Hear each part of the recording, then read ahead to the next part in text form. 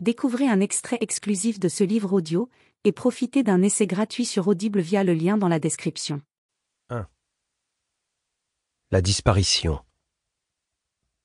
Esteban. Chapitre 1. Je suis quelqu'un de rationnel, farouchement indépendante, viscéralement libre, suffisamment riche.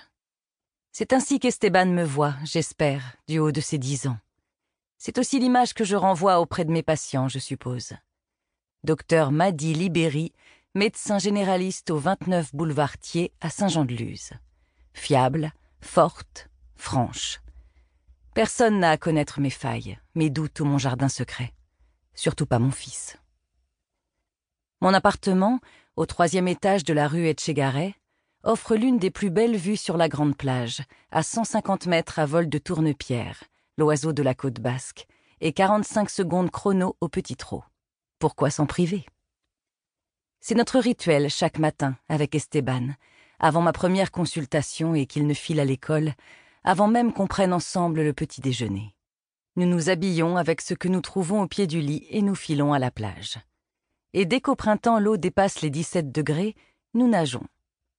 Toutes les rues de Saint-Jean-de-Luz mènent à l'océan, comme si la ville avait été construite pour qu'on puisse apercevoir un coin de vague depuis chaque balcon. Il est à peine 8 heures. La plage de Saint-Jean-de-Luz est presque déserte. Je compte moins d'une vingtaine de touristes éparpillés sur le long croissant, entre la digue aux chevaux et la digue du port. Nous nous sommes installés face à la terrasse du Toki Goshoa, le restaurant panoramique aux faïences multicolores. Enfin, installé est un grand mot.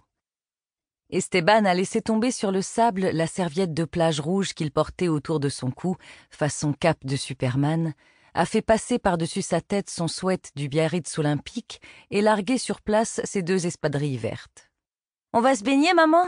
« Une seconde, mon grand. » Réflexe professionnel. J'observe tout d'un œil vigilant. Esteban d'abord.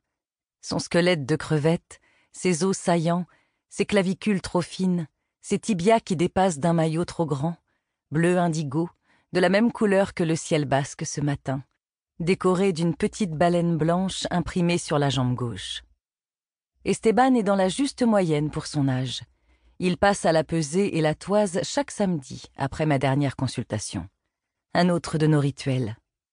Il n'a le droit à son assiette de kebab hebdomadaire que si la courbe tracée au feutre rouge ne dévie pas de l'intervalle normal. « Alors, on y va, maman ?» Esteban attend avec impatience que je me déshabille. Pour sortir de l'appartement, j'ai enfilé une simple tunique en maille. Impossible de rater la couleur de mon bikini. Fuchsia lilas. J'aime cette sensation de voile sur ma peau, de filet léger qui emprisonne mon ventre et libère mes jambes à mi-cuisse. J'aime me sentir encore désirable à presque 40 ans, et pas seulement dans le regard des retraités qui promènent leur caniche quai de l'Infante. Je scrute l'océan.